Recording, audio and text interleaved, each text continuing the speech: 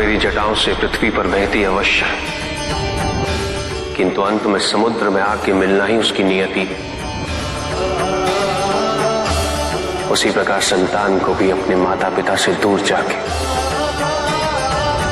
अपने लक्ष्य को प्राप्त करना होता है। के बिना जो भी प्राप्त होता है वो शुभ नहीं होता, वो सत्य नहीं होता। किसी भी व्यक्ति की उन्नति उसकी सहजता से प्रत्यक्ष होती है, ना कि उसके अहंकार से। अहंकार हमें स्वयं की दृष्टि में बड़ा अवश्य बना देता, किंतु दूसरे की दृष्टि में हमारा ओछापन प्रतीत होता है। हमारे व्यक्तित्व के दोष, उसकी अपरिपक्वता का प्रतीक है यह अहंकार। शक्तिशाली हो जाने का अर्थ ये नहीं कि तुम अपने उत्तरदायित्व से मुक्त हो गए हो। शक्तियों में वृद्धि के साथ उत्तरदायित्व और भी बढ़ जाता है।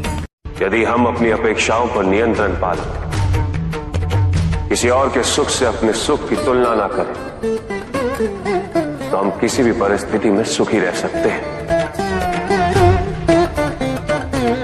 संसार में सबसे शक्तिशाली अस्त्र है प्रेम, धैर्य, करुणा, क्षमा।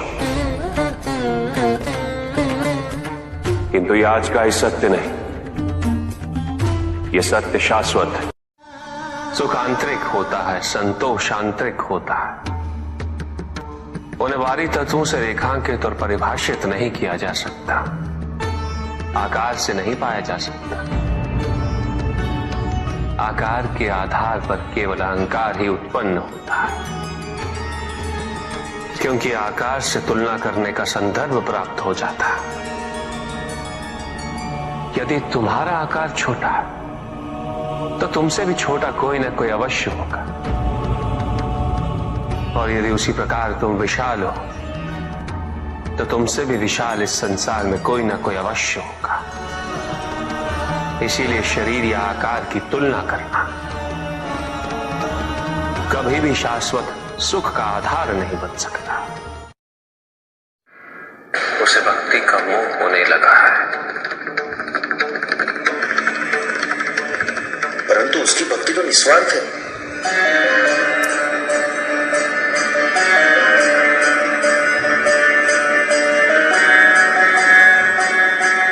अवश्य गणेश, पुष्पदंत ने भक्ति के माध्यम से आज तक अपने लिए कोई कामना नहीं की। किसी भी प्रकार का लोभ नहीं है उसे, महत्वाकांक्षी भी नहीं है वो।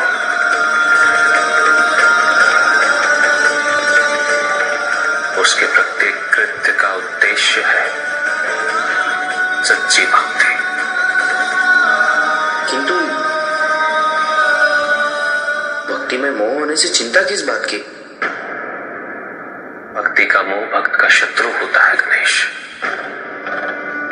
इस मोहंध में भक्त ये सोचने लगता है कि वो जो कुछ भी कर रहा है वो उचित है, अनुचित कुछ भी नहीं।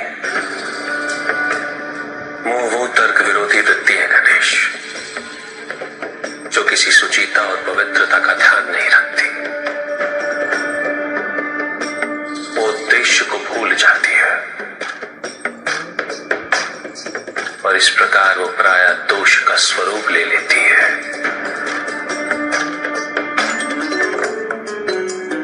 भक्त को सांसारिकता की ओर ले जाती है, और सांसारिकता का आधिक्य बड़े से बड़े भक्त को तारकासुर, रावण और कुबेर में परिवर्तित कर देता है।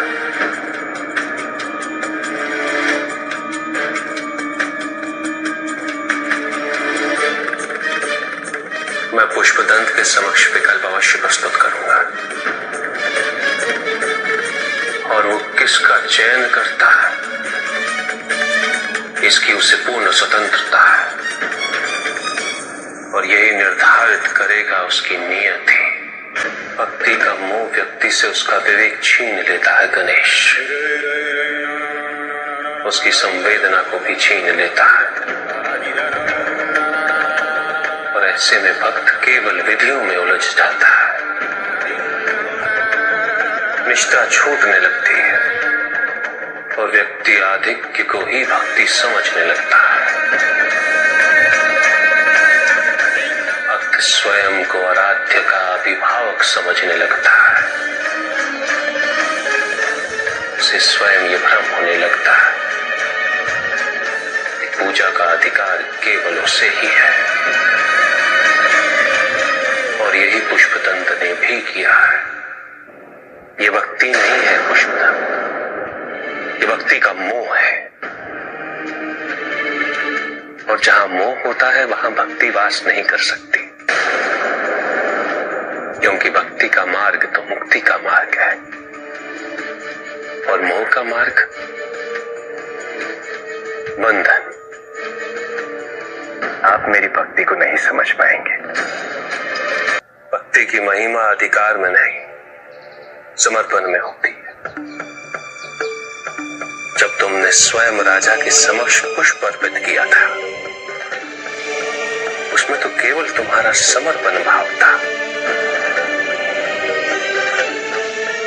तुम्हारे मन में ये संपूर्ण विश्वास था कि तुम्हारे आराध्य तुम्हारी रक्षा अवश्य करेंगे,